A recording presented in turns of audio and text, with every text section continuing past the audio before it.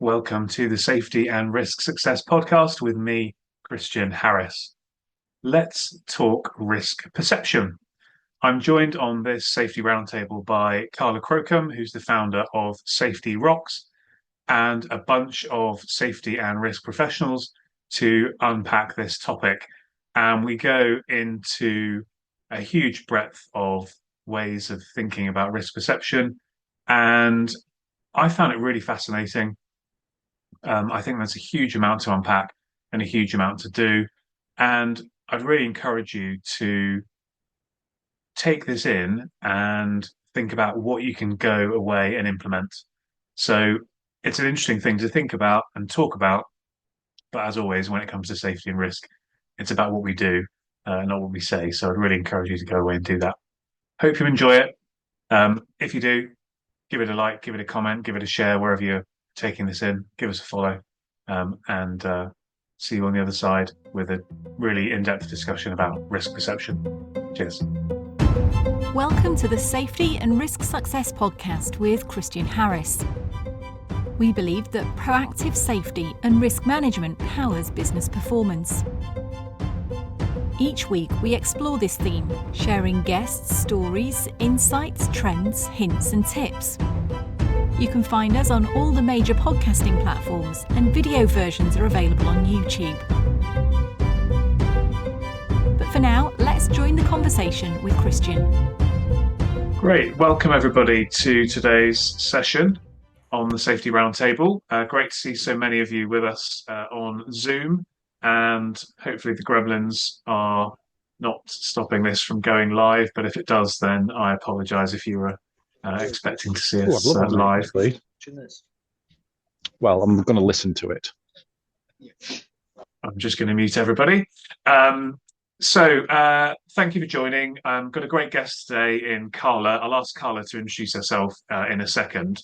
And we're going to be talking all about risk perception. So we'll talk a bit about what that means first, and then why we think this is an interesting topic. And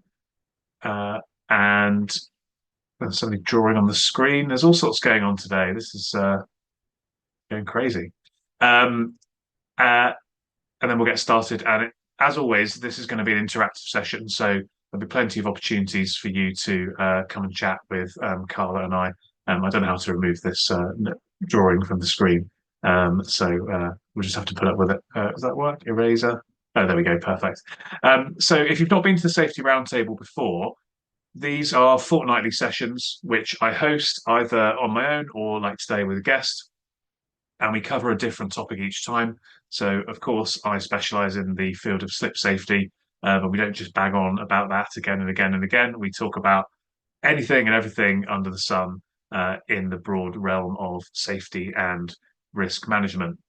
If you've got any suggestions for guests or topics you'd like us to cover, then please drop me a line and let me know. And I will certainly be happy to pick that up. The idea is it's a roundtable, it's an open discussion. So Carla and I today are going to start talking about this topic, but then we'd really love for you guys to get involved and join in the discussion with us. So without any further ado, I'll say welcome, Carla, and thank you for joining us today.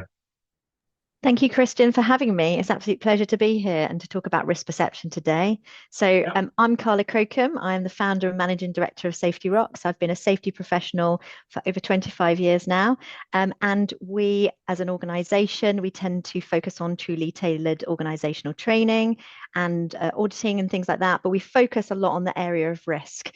And we develop truly tailored solutions for organizations so that they can improve their culture and also the impact that they have on their staff, and obviously the risk management of the organization. So we tend to focus on all of those kind of bits and pieces. And this topic is such a hot topic because it's all about people.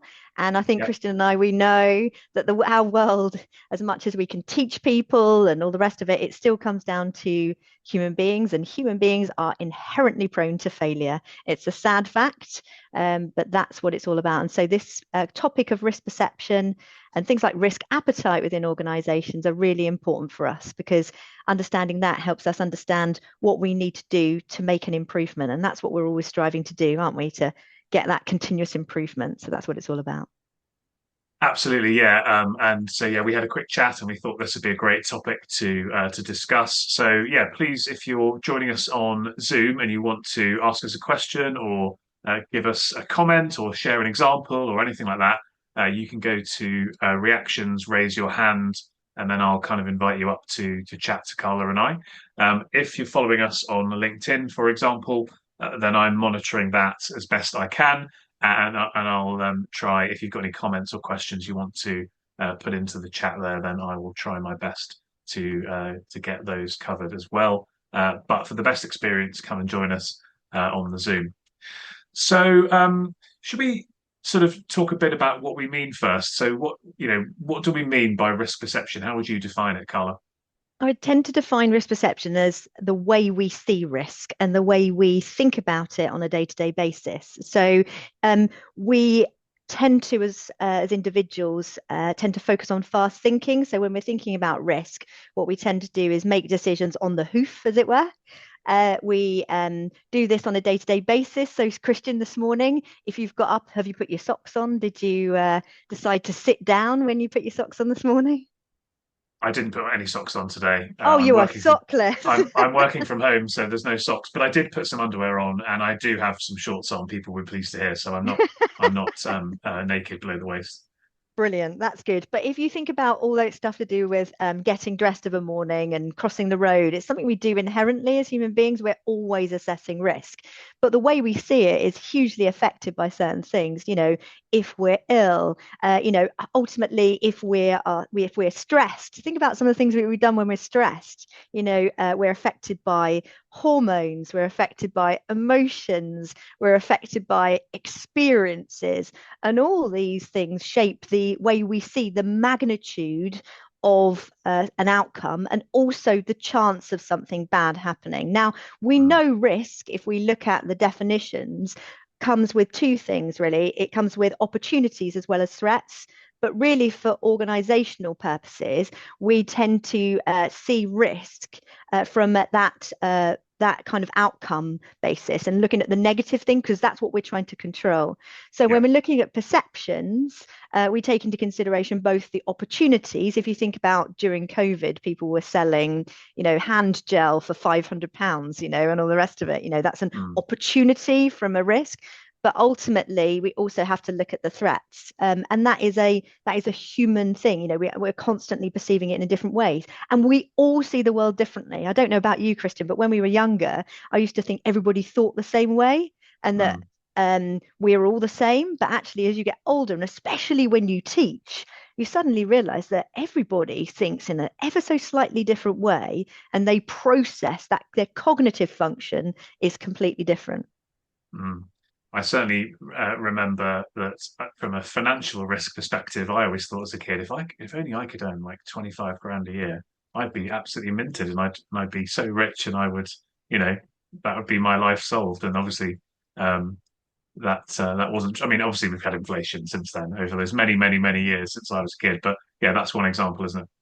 It is one example, and our perceptions over time change. So things change our perceptions, the life experiences that we have, the things that we see, the things that we are faced with, illness, that we have, and that affects our capacity to look after ourselves, and make decisions based on personal security and safety. All of those things have an impact on us. And we do remember all of those things and we process them. And that's what makes up some of the human decision making process. Because when we talk about, what is human nature, sometimes you'll look at philosophers and philosophers talking about, are human beings inherently good or are they inherently bad by nature, and all of those kind of things. And all of these kind of aspects feed into us talking about why we perceive risks the way we do and what we can do to make that better. And I think that's the kind of flow for today, isn't it, to try and look at what we can do to make it better in organizations. Mm. And the difficulty is, as you've identified there, that this is a very individual thing. So, even let's take myself and my brother, we've got the same DNA, the same upbringing, up to a certain point in our lives. And then, we've kind of gone off and done different things. But the way that we would look at something from a perspective of risk is going to be totally different, even though we've got that kind of shared history, because there is some divergence. So, as close as you can be to people working in the same organization day after day, you're still going to have these individual differences. And I suppose that's a particular area of challenge. Absolutely. And I think what we want to do is get that confluence. We want people to come together. So if you think about an idealistic solution in an organization, it would be to have that coming together of people so that they have the same view. And we don't want to stop people having different opinions, because actually when it comes to risk management, that's really important. If you've ever looked at some of the literature that's out there with reference to different diversifying of opinions and all the rest of it, it's very good to have different opinions and bring different things to the party, especially in organizations, because that actually does breed better ideas, better curiosity, more forward-thinking organizations. But when it comes to risk management, rather than the divergence, we actually want people to come together. So that confluence is going to be really important for us, because what we want to do is get people to try to perceive risk in a systematic way. After all, how can you ever get consensus unless people in an organization agree at some point? And this comes back to the point of risk appetite, doesn't it? Because in organizations, at some point, they need to take responsibility for what risks they're willing to take, and they can't do that without information. But on a day-to-day basis, everything is now so fast-paced, isn't it? We've got all of this information coming to us, and we make fast thinking decisions. We do, and we underestimate things like severity because of it, because we don't process all the data, and we forget that our bodies and our brains are always constantly being attacked by data, as it were. We're always giving information, and we're always making decisions. Hence the conversation about socks. If you get up of a morning, have you sat down when you put your socks on? Although not today. And the data from previous incidents or base rate data can be skewed. We might make decisions. If somebody says to us, by the way, there's an 8% chance that you're going to have a heart attack today, we might go, yeah, but I do this to mitigate it, and I do that to mitigate it. But in reality, if we have that data, we may underestimate the level of severity and what that actually means to us. There's so many different things that come up when we're thinking about risk perception. People, for example, people like patterns, don't they? We like patterns, and if you think about on a day-to-day basis, that pretendency that we have to like patterns actually can lead us astray. It can give us the incorrect information. Patterns and habits. Patterns and habits. And one of the strongest things I think that comes up when it comes to risk, and especially when we're teaching, is emotion. And I find this really interesting, because risk and outcomes are all a form of logic, aren't they? So it's all tangible, it's all logical. And on a day-to-day basis, that's what we have to do. We have to look at logic and whether or not something is tangible. But so many people bring their emotions into their risk perception. If you think about in the NHS, on a day-to-day basis, their decision-making processes are often not based on logic. They're often based on the fact that there's an element of emotion attached to some of those things as well. So there's so many reasons why we misjudge risks. And after all, it is that bit. We are all human. We are all inherently prone to failure. Yeah. So, I mean, there's loads to unpack here, isn't there? And again, if you want to get involved with Carla and I, just go to Reactions, raise your hand, and come and have a chat with us. But I suppose what's interesting to me is that, we make these dynamic risk assessment decisions day in, day out. Crossing the road, driving is a massive one. There's huge risk in driving, but we don't think anything of it because we're just doing it and we're used to doing it and we've done it so many times. So we are making these decisions, and more often than not, we're making I don't know if we're making the right decisions, but we're making decisions that are not causing catastrophic outcomes. So therefore, I suppose they are the right decisions. But yet, sometimes we make the wrong decisions. To what extent do you think that we can overcome this in your experience? Or are we always going to have some things going wrong because of this gap in perception? It's an And Rob says, I've obviously not driven in Saudi Arabia. That is true, Rob. Yes. I haven't driven in Saudi. I've driven in Italy though, and that's bad enough.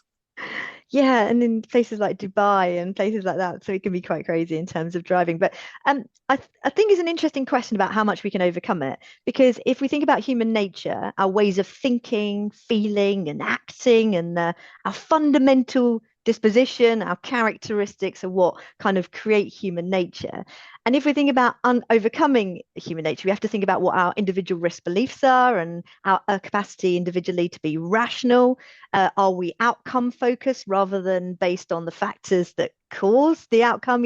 What do we do in terms of all of the kind of aspects? And in terms of overcoming human nature, it can be really challenging. But I think one of the key things about it is making sure that we understand. So when we go out there and we're chatting to people and we're talking to people about their own brains, we need to find ways of getting them to understand that their brains will do all of this stuff automatically, that you will have biases and you will have shortcuts. You have your heuristics and you have all these things that we do automatically. We know, how many times have you driven a car, Kristen, and not remembered the entire journey? Yeah. We've all done it, haven't we? We've all Mm. done it. So if on a day-to-day basis, if we had to uh, genuinely face the cognitive burden of all the things that we have in our lives, face on, reflective on a day-to-day basis, I'm sure our brains would go, they would just literally Mm. explode with all the things that we need to do. So there's some stuff that we do automatically, which is just very by the nature of what it is, but we need to be more reflective. So risk involves looking at what is tangible, what is rational, and that involves so many different aspects and looking at different aspects and understanding those biases. So teaching people about what is human nature, what are our beliefs about risk. And if we've got these beliefs about risk, they often reflect our own systemic beliefs about our Mm. lives and things like that. So when you talk to people about risk perception, they will get a different answer from people because it will be what they believe in their life. So that it's so ingrained and intertwined. But if we educate people about the way their brains work, and we don't tend to do that very much, but we can show them, we can give them examples. So sometimes we did the example that we did at the health and safety event where we made them read the kind of phrase and then Yeah. count the numbers of letters. How many people got that wrong? Safety professionals have been doing the job for years, they missed whole rows of letters because our brains create shortcuts, and it's just by our very nature what we do. And so if we educate people, we know that then we can not overcome our nature, but we must work with it and develop it. I think that's the key thing about the stuff to do with risk perception. Yeah. Yeah. Lisa has put in the chat something that I um, was keen to speak about, which is she said people do not genuinely believe anything bad will happen to them whilst undertaking most activities. Therefore, they have little or no perception of risk. And this is something that I think is really, in terms of health and safety and keeping people safe in the workplace, a really big challenge that we have to overcome. My experience is that if you, let's say, in my world of stopping people from slipping over, you go and speak to a kitchen porter in a hotel. If you try and speak to this particular person about keeping themselves safe from slipping over in that kitchen, they're going to think, well, I've worked here for 10 years. I haven't slipped over. I'm going to be fine. And I take care anyway. And even if I do slip over, I won't get hurt. And, all these things sort of layer on top of themselves. And so their perception is that they're kind of bulletproof. I found often the best way to get through to that sort of person is don't speak about what might happen to them because they don't think it will. Speak about what might happen to someone else that they work with, who they care about on some level, and that seems to be a good way of kind of unlocking because you can almost sort of then detach yourself from um, I've worked here for 10 years and it'll never happen to me to well they have worked here for 10 years but it could happen to them because there's this kind of overconfidence or maybe even arrogance that bad things won't happen to us. It's interesting because I've just seen something that's come up there about context. It absolutely does play a part in our role on risk perception without any shadow of a doubt. And so does the human nature aspect. Mm. This bit about our abilities and our capabilities. And also, I read a paper by a chap called John Edward Terrell about the human high five and actually what is human nature. And it's about us fundamentally having 5 things that are really important to us as human beings, and what defines us as being human beings. And if you look at that human high five, the things like the caring for our young, and the fact that when people have children, they all of a sudden become unbelievably risk averse about everything, Yeah. because they have responsibility. So responsibility plays into that. And then the bit Mm. about the social learning aspect. So learning and teaching others. We, by our very nature as human beings, like to learn from each other. Well, most of us do. We learn. Every day is a school day. We're always constantly learning, and also that ability to teach others. And finding that personal connection is really important when we're teaching others. As you said, how can we make that relevant to the individual? If you look at Vroom's theory of motivation, if you tell somebody how to do it, why they need to do it, unless there's a personal reason for them to do it, you've got hell or no chance of them doing it. So again, that goes back to the kind of human nature aspect and the social network. So people Mm. like to be emotional with people. They like to be, have, productive and have an enduring life and all those kind of things. And they like to imagine and have a fantasy life, and have collaboration with others and all those kind of bits and pieces too. That makes us up as being, that's what it constitutes us being human. And Mm. yeah, no, somebody's just put, there's a religious aspect, the bit about, the gods will, gods will decide whether or not I live or die. That's not tangible. That's not logical at all. So we're saying on one hand that risk actually is tangible and logical, but somebody's saying, well, it won't happen to me because, this particular God will save me, or this particular deity, all those kind of things. So does Mm. being Mm. clever make us wise? We're not entirely sure that it actually Yeah. does. But in the same token, what we can do is try to connect with the individuals within an organization, and to make sure that people understand what risk actually is, that bit about defining risk, and Mm. then making sure that they understand how their brains work. And actually that may be a completely revolutionary to people who want training with organizations, this bit about teaching their staff how their brains actually work, because they Mm. might go, well, that what's that got to do with making the world a safer place? But absolutely fundamentally does. If you think your brain is a bit broken, all of a sudden you might start to think in a slightly different way. And our brains aren't broken, they just shortcut so many different things, and we inherently have all of these biases. So it's Mm. quite, I mean, if we can perceive risk better and we can think better, ultimately that improves risk management without any shadow of a Yeah. doubt. Yeah. Yeah. Ian, I saw you had your hand up and then you took it down. I don't know if we've covered your point or if you want to come in, but if you do, then feel free to do so. Yeah, no, I suppose my point is I think because I think traditionally we know risk perception and risk management is, so we talk about the training, education, etc. But then we kind of went down a road of, how individuals perceive risk. And then we talked about, so for me, I suppose I've worked in two previous or a few roles that were high risk. And one of the key factors for me is the complacency. Do things repetitively over a frequent period of time, we all become desensitized. And there's lots of analogies I'm sure we've all heard, when you're standing on a rail platform and a high-speed train comes past you, we all jump, but the guys that all work there just stand there continually chatting, right? And when I worked for an NGO and I worked with critically endangered animals, within that, people start believing those lions, those tigers, those gorillas and primates are all of their pets because they work with them daily and they build a trust and they have these beliefs. So I think the interventions is that human factor about those kind of how do we then bring that risk back to reality that actually this tiger in its DNA is designed to kill you, and it's unpredictable, but you have to work with it every single day and move it, clean it, and so those are the kind of the complexities of risk. So I think for me, the word I want to continually use is this complacent mindset that we as humans all fall into, and all of those that drive on this call.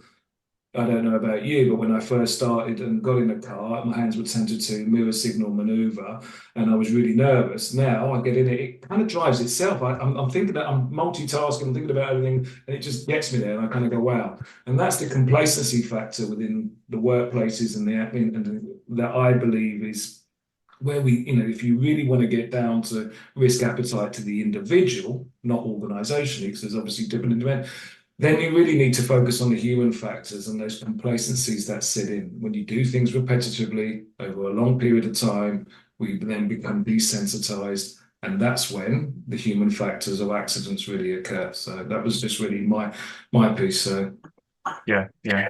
This is why I have an old car, you see, because whenever I hire one of these new cars, they literally do drive themselves. It's like you can do the cruise control, and then they'll brake automatically with the car to keep a distance from the car in front of you. They'll tell you if you're going to go into the opposite lane. So yeah, you can easily drift, can't you? There, my old banger. Yeah, you've got to be concentrating.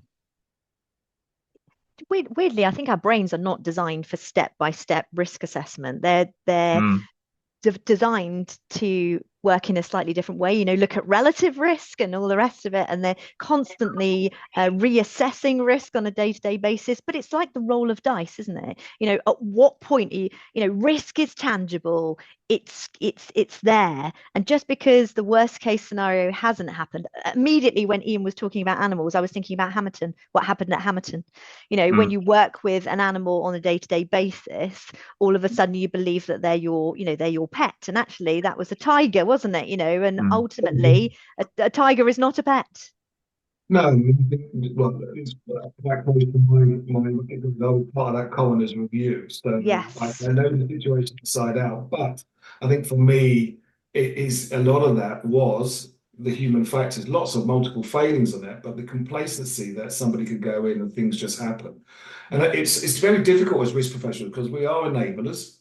Right. And actually, we're there to do it. And actually, there has to be an acceptable level of risk, right? We just, mm, in the world that we live in, we can't just engineer everything out, so we No. go through that hierarchy, but there has to be an acceptable level of risk. And then, and that for me is very difficult, but you have to also, discharge that onto people who are working to make sure that they can have those self triggers. When you change lanes in a car, and I'll give you an example, and somebody toots their horn, you get that moment, don't you? You go, oh, and then you're driving absolutely on point for the next 20 minutes until you kind of become more complacent again.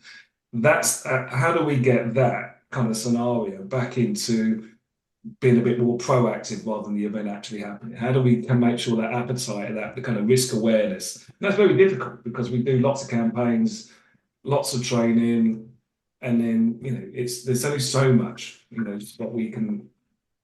It's true. We have a short memory, don't we, Ian? I mean, human beings, we have a short memory. If you look at COVID, you look at all the stuff that happened during the pandemic, everybody thought everybody was going to be different.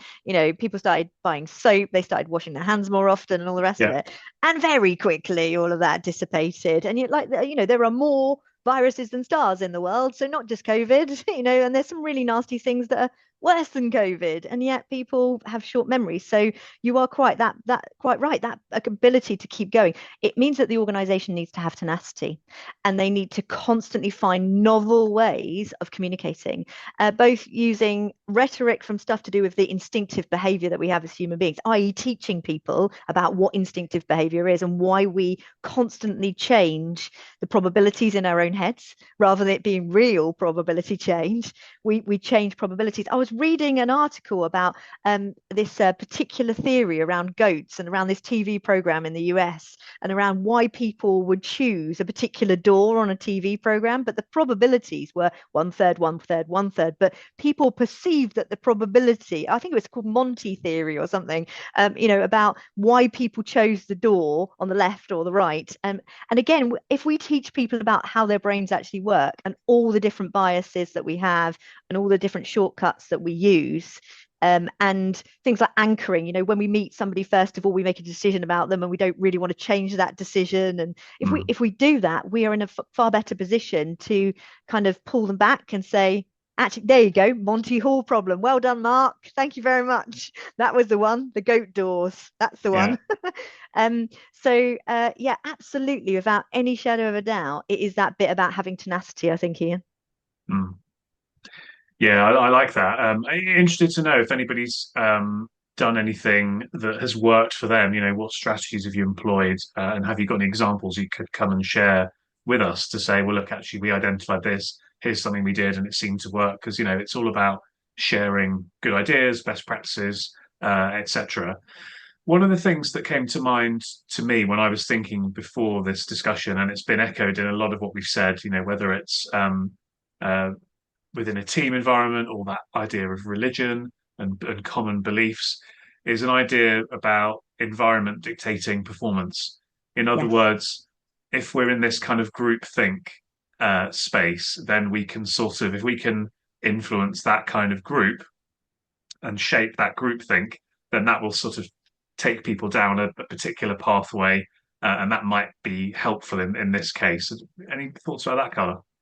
I think it's an interesting one because we are often affected by our peers. We know that when you look at group dynamics and you see people go out and do things when they're in a group socially, which they wouldn't usually do if they were on their own. In fact, often it goes against all their beliefs and they'll go and do it because they're led by other people. So if Mm, in organizations we understand how that works and the dynamics of that, we can utilize that for our own benefit for positive outcome. And we can say to people, if we've got a group, we can find those people who are good at leading people and take them on a journey to understand how you then influence. There's so many things out there that are really useful, including teaching people about neuro-linguistic programming and how they would use that effectively to do good within the workplace.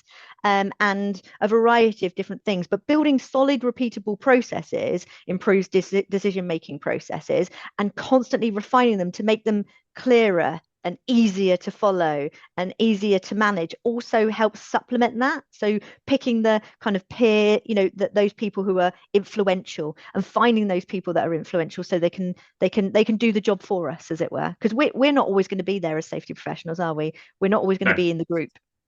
no, and that point about environment dictating performance, it means not only the culture in terms of the environment, but also the physical environment too. So obviously, the more we can Absolutely. do to mitigate risk and keep people safe from a engineering control perspective, clearly, the better, and we should be doing as much of that as we can. Well, yeah, Um, things like noise, all those kind of bits and pieces. Noise is the perfect example, isn't it, of like thinking about something that can have a massive impact on risk within an organization in multifaceted ways. So if we can improve the working environment, we know that human beings are inherently prone to failure. So if we yeah. can change the conditions that humans work under, then that has more of an effect than changing humans themselves, which is much more challenging and much more difficult for us to do. Mm, mm. Yeah, this overarching question is one that I kind of grapple with all the time in my day-to-day work, obviously, because I'm dealing with an issue that everybody is aware of in terms of slips and falls, but it's something that the perception of it is sort of, well, it's less important perhaps than other areas. So there's a constant battle even among safety and risk professionals there about, well, what is important, where should we be focusing our time? And I suppose whilst I might advocate for spending more time on this, there's a very good argument to say, no, spend your time on that. So, even at our level, these perception issues are causing us a challenge as to where we can allocate our finite resources. So it's another interesting thing that I was reading, as you do, because we're obsessed with risk, aren't we? We know that we're always talking about trying to define risk and making it clear to people. Even when we first start teaching, we always say to people, "What's the definition of risk?" And a lot of time people can't define it. They find it difficult to define it.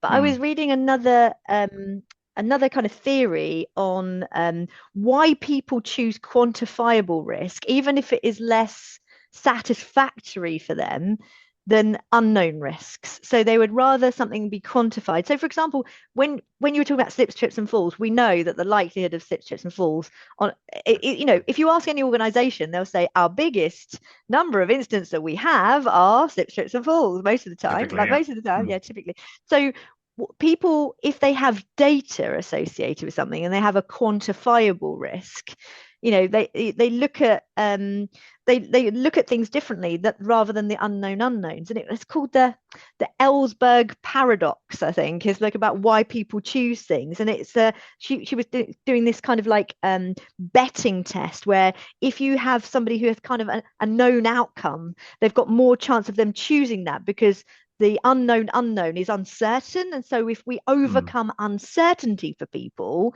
what we can do is get them to make better decisions. So one of my like what to do when it comes to risk is to try to overcome uncertainty. If you can give people more certainty, they will make better decisions.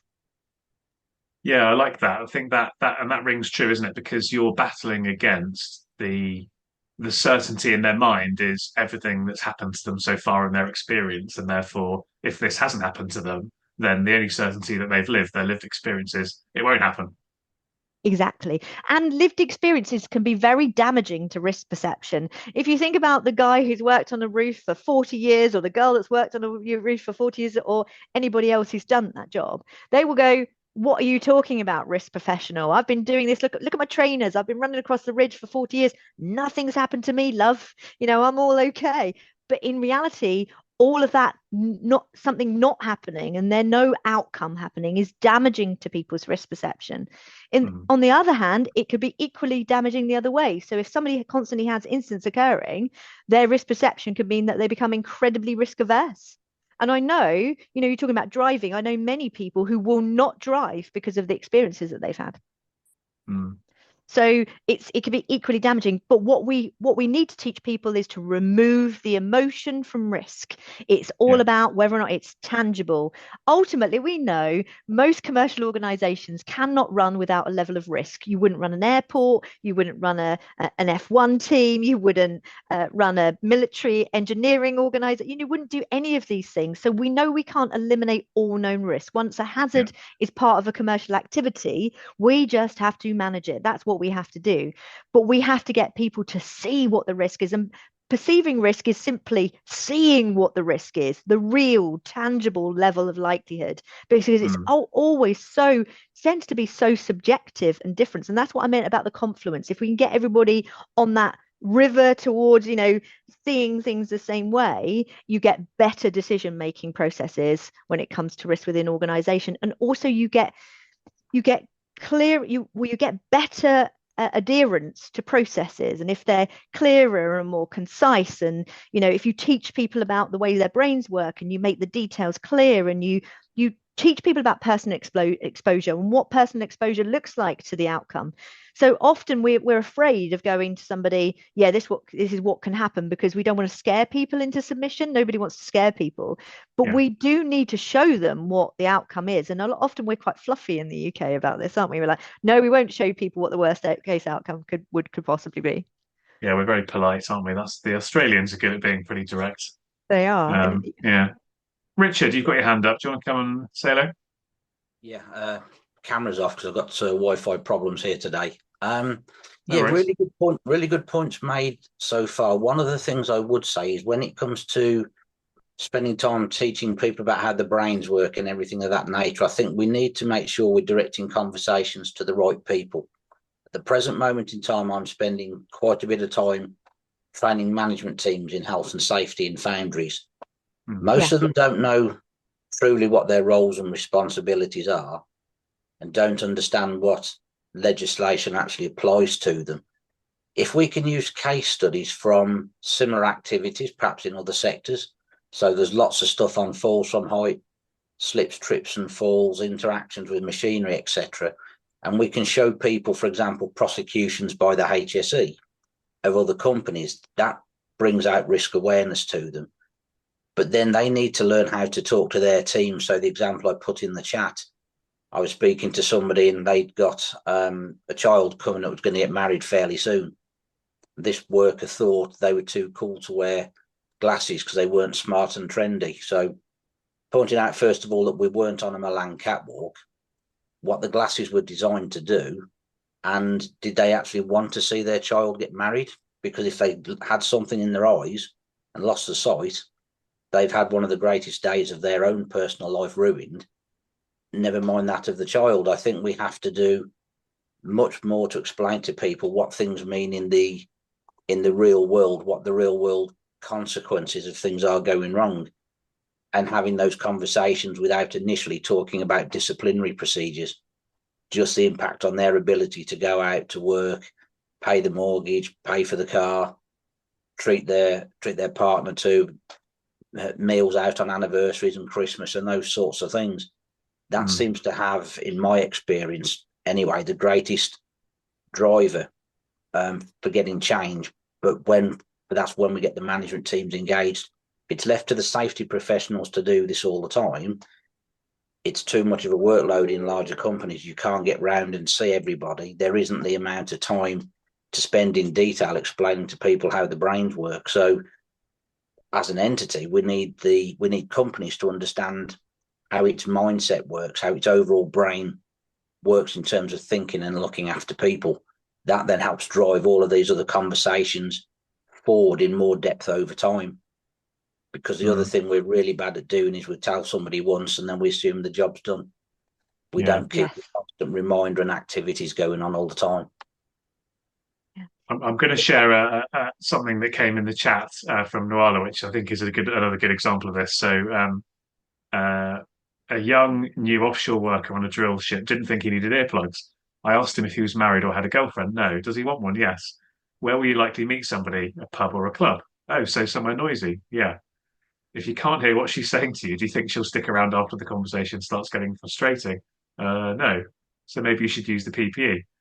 And he wore earplugs every day after that because he really wanted a girlfriend. Personal motivation, isn't it? Great story. It's all about what's in it for them, because we have our own individual perception of risk and what's tolerable to us and what we perceive as being dangerous or not. But we also have our own personal perspective of what are our aspirations, what are our goals, what are our fears, and it's that kind of mesh, isn't it? So I wonder whether actually we need to.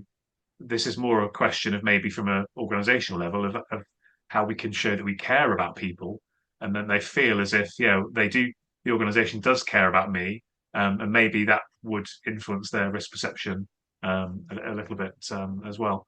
It goes down to culture, doesn't it? It goes down to culture, doesn't it? It's all about culture and that bit, having the conversation around risk appetite and defining risk appetite within an organization is incredibly important, is it? And developing that trust. It's trust. You've got to develop the trust within organizations.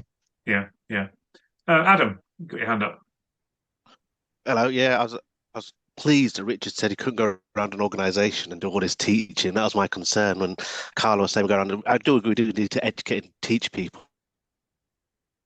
But the organisation, the thought of us going around and delivering a load of a training on top of all the existing kind of statutory obligations already and what they've got to do for their own day job training and make them competent to do the work was quite a scary thought.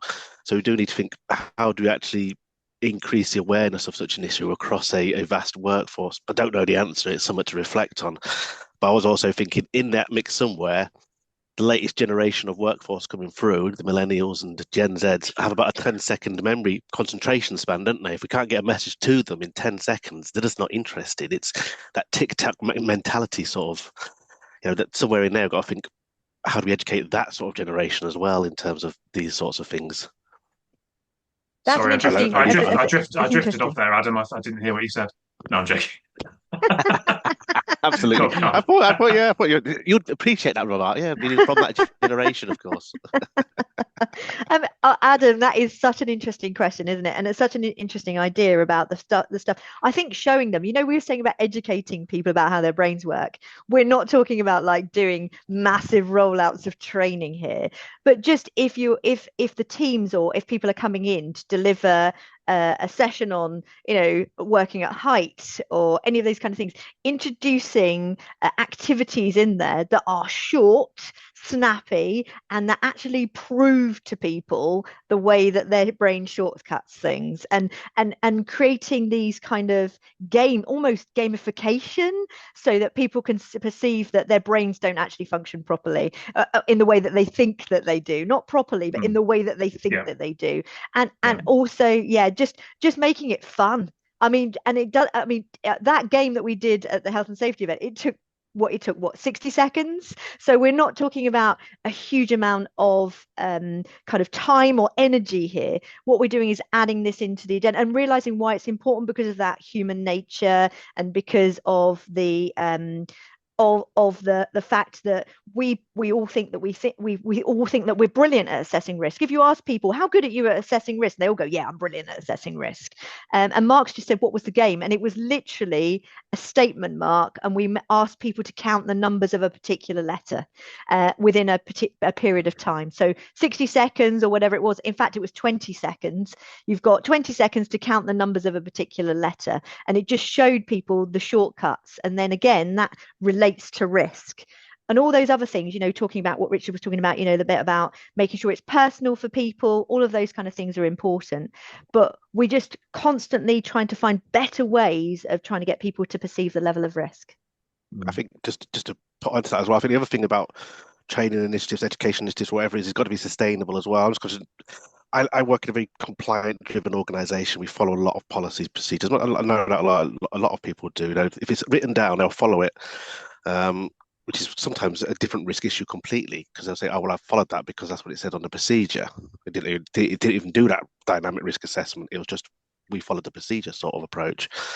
But yeah, certainly in terms of doing one-off initiative, yes, but I think it's sustainable initiatives throughout the lifetime of a worker as well has got to be in there. It can't be a one-off thing. How do you just keep repeating the message throughout a career? I'm going to say something unpopular in a second, but go and answer that question first, Carla. I was just thinking about the sustainability. We're always constantly finding novel ways and also looking at research. So I do think that we as safety professionals often don't utilize all of the psychology and the research that's out there, and there is a huge amount of different things we're talking about. I was talking about the goat theory, the Monty theory, and different things that we can use in order to be able to get our message across in different ways. And Adam was right about different generations and different demographics see things in a different way. Somebody wrote on the chat there about the fact that diversity, we have to take into consideration people who are neurodiverse. And again, finding novel ways and constantly change. Our job 100% is part, is tenacity. We are the ones who have to keep going, finding different ways to communicate the message and using evidence to do that. So yeah, it is interesting about the compliance. Adam said about people following procedures blindly, which is another really interesting one as well, isn't it? Yeah. Right, so here's my unpopular statement or challenging statement. Do we need to really be introspective and figure this out for ourselves first? What I mean by that is, let's say, I remember once I did a poll on LinkedIn and I said, how often when you take on a new health and safety role do you find things you can improve upon? And the vast majority of people said all the time. And very, very few people said never. So in other words, we go into a new role, we take over from someone else, and we always find things we can improve upon. Are we being tough enough on ourselves about our own perceptions of risk and our own perceptions of how well we've done our jobs at setting up the environment, the policies, the procedures, the culture, and all of that stuff? In other words, are we sort of enabling some of these challenges by not looking introspectively at ourselves and challenging ourselves enough to say, well, hold on, am I perceiving this right? Should I be thinking differently about this? And if I did change and improve, would that have a knock-on effect? Does that make sense? It makes perfect sense. I don't think that is controversial. I think that's right. We should always be pushing forward. We should always be reviewing ourselves. We should have no ego. We should be egoless as safety professionals and say, what, it doesn't matter how many years experience I've got, I'm constantly learning. I'll learn something new every day. Am I good at managing risk myself in terms of my perception? Can I do it better? Is there somebody's put Noella's put always be curious. Yes, curiosity is the mother of all invention, isn't it? And we're constantly finding different aspects. And if we think about 20 years ago, were we really talking about risk and psychology? Probably not. We would have just gone hierarchy of control, do this, do that, do this. But now we're going, right, how can we affect the way people make decisions? What can we do to stop people being biased and using shortcuts? What can we do? And so we're always moving forward. You're absolutely right. I think understanding ourselves as humans is the first part, and understanding that we're fallible as well as everybody else. And I think that's crucial. Yeah. I mean, Yeah. it's axiomatic, isn't it? That the fact is we are inherently prone to failure. Mm. All of us. Yeah. I like Jordan's comment here. As safety professionals, we need to be doing more things with people rather than doing things to people. I definitely agree with that. And I think that's kind of alluding to what I said earlier about the environment, as in the culture, the physical environment, everything that surrounds us influences our behavior and our thoughts and our perceptions and our actions. So the more we can sort of work with people to improve upon that, the better outcomes we should get, I think. The best part of our job always, or for me, I think the most important part of our job is charm and influence. I think you know that, Kristen. I always think that as I much don't know as we anything can about learn. charm. That's what we do. We're always charming people. That's what we're trying to get people to think differently. And being beside, you can only do that when you're beside people. You can't do that if you sit in an office and write policies and procedures. Yeah. So Yeah. it's very much being on the ground. We are influencers. You said at the word at the very beginning, we are enablers, but charm is part of what we need to get Mm, people to think differently. How can we influence? How can we inspire change in people? That's mm. really important by using our character and our knowledge, but also our ability to change people's perception. Yeah. Yeah. Love that. Love that. Um, Carla, are there any, you've mentioned a couple of articles you've read, but are there any other kind of resources or, people to follow that are talking about this on LinkedIn or whatever that you could recommend everyone should sort of check out? I did think that. I do think that anything. I read quite a lot of articles around human nature, and I do think in terms of looking at a human nature in general and looking at why we do what we do. I mentioned the human high five, and I Yeah. would get people to check out John Edward Terrell. So that's John as in spelt normally, Edward Terrell. I think that human high five aspect and understanding what motivates us as humans often ends up helping us understand what we can do to influence humans. Um, Genuinely, I think that was quite interesting for me. I talked about a variety of different theories, and in terms of looking at outcomes in terms of theories and probabilities. One of the books I read was "Denying to the Grave: Why We Ignore That Science Will Save Us." And that was by Sarah E. Gorman. Um, and I found that fascinating. So that was quite an interesting book. Mm, Again, I love the fact of the diverse thought processes, which is why we love doing these, because people will come with different challenges and different things. But yeah, that was an exactly. interesting Yeah. one. So denying to the grave. Yeah. Love that. And where, Carla, can people sort of, you know, get more information about you? Is it LinkedIn? Is it the web? Is it whatever? Where should they Yeah, go? so LinkedIn, you can find us on LinkedIn. We can find me on LinkedIn. So yeah, happy to yeah, we'll add the reading list in the chat. Absolutely, we'll do Yeah. that. We'll add the reading list in the chat. Yeah, you can find me on LinkedIn. So I'm Carla Crocombe. I'm the only one in the country, so fairly easy to find. um, and Whereas if yeah. if you Google me, you get like a running back in some American football college team or something, which is a bit weird. So if you Google, you get all sorts of different things. And they can also find out more about Safety Rocks at www.safetyrocks.co.uk. Perfect. I wanted to make sure we got that in because I'm trying to keep this to time. So, but I'm happy still to take some more. Noala, you wanted to come in, I think, with something. Do you want to unmute and Sure. So just on that whole, our role is about charm and influence. And I went onto a rig offshore and I was introduced as a safety auditor instead of a safety coach. I mean, oh great dear, place to start. yeah, And it takes time. I mean, even if you're introduced correctly. So for about the first, I think, 2.5 weeks when I was offshore, I would go out on deck and I'm convinced that the guys would on the radio go seagull on deck because I couldn't find a living human being because everybody thought I was out there to audit them. And it was slowly, at lunch and dinner, going and sitting at different tables and having conversations with people and building that rapport that by the end of my rotation, my 4-week rotation as a safety coach offshore, I was having selfies with the deck crew and connecting with them. And it takes time. And I think a lot of companies or a lot of people don't realize that there's no silver bullet to influence and charm and to coming into this. You can't go offshore or into any high risk environment for a week and go, I can make a huge impact. It actually does. It's that creating that environment where people feel safe, that they are not going to be judged, that they're going to be just seen as who they are. Yeah.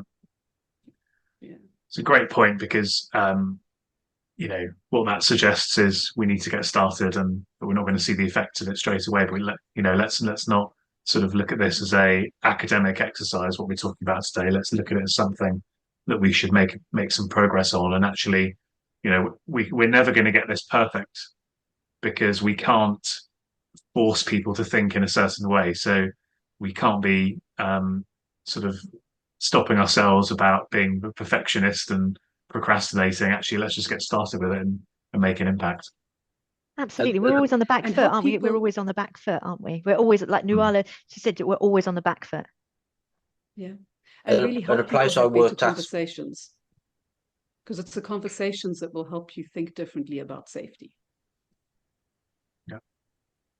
Yeah. at a Was that place, someone else that wanted to come in here? yeah, sorry, that was me again. At a place I worked at in the past, as anyone who really knows me knows, I'm not a football fan at all. But if I didn't know the football scores of all the local teams, I couldn't talk to anybody on the shop floor on a Monday morning if I couldn't either congratulate them on a win or commiserate them on a loss. So I think part of the conversations when we're talking to people at a lower level, or we're talking to operatives who really only want to turn up and work and perhaps don't have the same level of interest, maybe in safety that we do, it's finding the chink in the armor, what opens things up to have the conversation exactly in the sort of way that Nuala was talking about. We need to find out what's going to drive people anyway. Then the conversations come in really well, because that's exactly the same sort of thing. If you can speak to somebody about you can't watch the football match, or if you speak to somebody and say you can't go and hear your favourite band play a concert or something of the sort of that nature, that's when people will start to engage with the safety professionals more so than perhaps management teams will. Yeah, definitely agree with that. Great. Well, look, guys, really enjoyed that. I think lots and lots to unpack there and lots to go away and think about and read about and ponder on. But I'd encourage you, as I just said, to let's take some action on this as well, and let's not look at it as a academic exercise, but as something that we can go away and do. Any final thoughts, Carla, you wanted to share before we wrap it up? I think one of the things that I wanted to say was about control. And I think sometimes in our lives that we have, that we often think we have more control over what we are doing than we actually do. So that piece on control illusion. And I think if we review that and we have a look at what we're doing and as you said, unpack the way we're doing things, then genuinely I think that we can look at doing things in a slightly different way and actually try to drive things forward to basically to improve risk management. So there's so much that's come out of today. So I've seen some thank yous from people. It's been really lovely. It's gone super fast as well because so many people it's gone absolutely super fast. But I think that's true. We don't always have as much control over things as we think we do, and we have to rethink ourselves. And Christian, your point about looking at ourselves first and being more self-aware is definitely important. In order for us to influence people, we need to be a different kind of safety professional. Yeah, good stuff. Well, look, thanks everybody for joining us today. Really enjoyed it, got lots from it, and we'll look forward to seeing you on another safety roundtable in a couple of weeks. Thank you very much. Thank you. Thanks for joining us on the Safety and Risk Success podcast. If you've enjoyed this episode, please hit follow and do share on social media. Does anyone you know spring to mind as a great guest, even yourself? If so, please contact us on podcast@slipsafety.co.uk. See you next week for another episode.